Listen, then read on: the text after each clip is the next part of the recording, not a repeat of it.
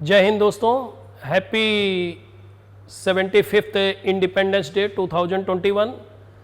दोस्तों, आज का दिन हमारे लिए बहुत महत्वपूर्ण दिन है, क्योंकि आज के ही दिन हम हाथों में तिरंगा लेके चलते हैं।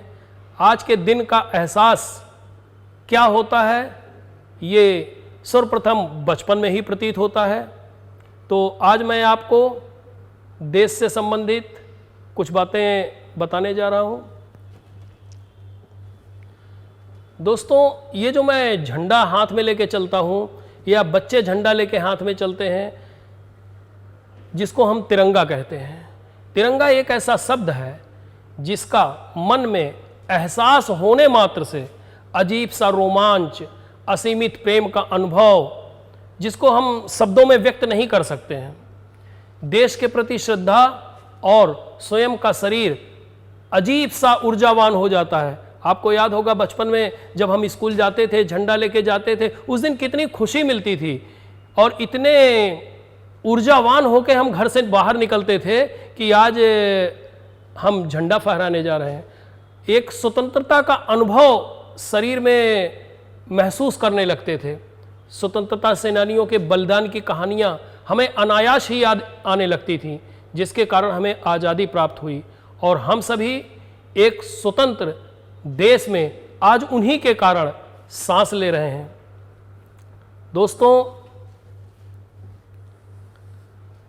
पहले आम लोग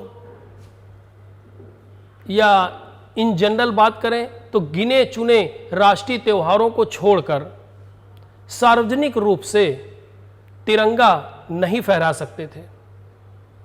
बाद में दिल्ली उच्च न्यायालय के निर्देशानुसार फ्लैग कोड ऑफ इंडिया, जिसे हम भारतीय ध्वज संहिता कहते हैं, में 26 जनवरी 2002 संशोधन किया गया। इसमें आम जनता को वर्ष के सभी दिन तिरंगा फहराने की आज़ादी दी गई, तिरंगा फहराने की अनुमति दी गई और झंडे की, ध्वज की गरिमा, सम्मान और रक्षा करने को कहा गया। भारतीय मानक ब्यूरो ने 1951 में पहली बार राष्ट्रीय ध्वज के लिए कुछ नियम तय किए थे, जो बाद में 1968 में तिरंगा निर्माण मानक तय किए गए।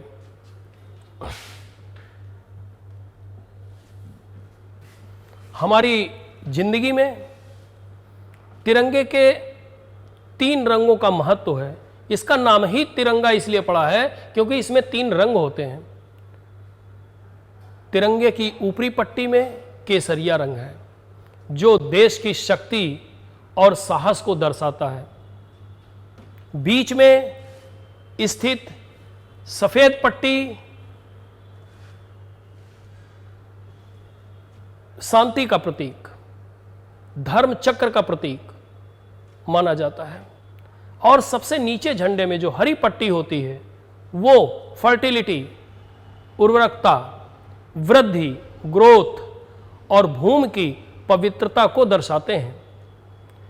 तिरंगे में अंकित अशोक चक्र, जिसे हम विधि चक्र के नाम से भी जानते हैं, इसका भी काफ़ी महत्व है। मौर्य सम्राट अशोक द्वारा बनवाए गए सारनाथ मंदिर से ये चक्र लिया गया था। इस चक्र को प्रदर्शित करने का क्या मतलब है?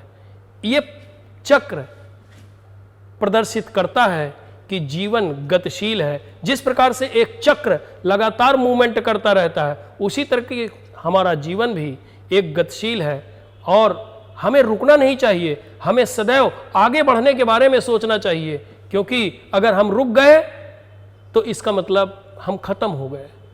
तो हमें रुकना नहीं है और हमेशा आगे बढ़ने के बारे में, विकास करने के बारे में ही सोचते रहना है। इसलिए तिरंगे को सिर्फ हाथ में लेना महत्वपूर्ण नहीं है, इसके पीछे क्या थीम है ये हमें महसूस करना जरूरी है कि हमें शांति से रहना है, कि हमें प्रोग्रेस करनी है, हमें धर्म के साथ आगे बढ़ना है और सदैव निरंतर हमें विकास के रास्ते पर चलना है। तो अंत में मैं सभी देशवासियों को स्वतंत्रता दिवस की 75th इंडिपेंडेंस डे 75वें स्वतंत्रता दिवस की हार्दिक शुभकामनाएं अपने ज्ञान कोचिंग परिवार की तरफ से देना चाहता हूं। धन्यवाद।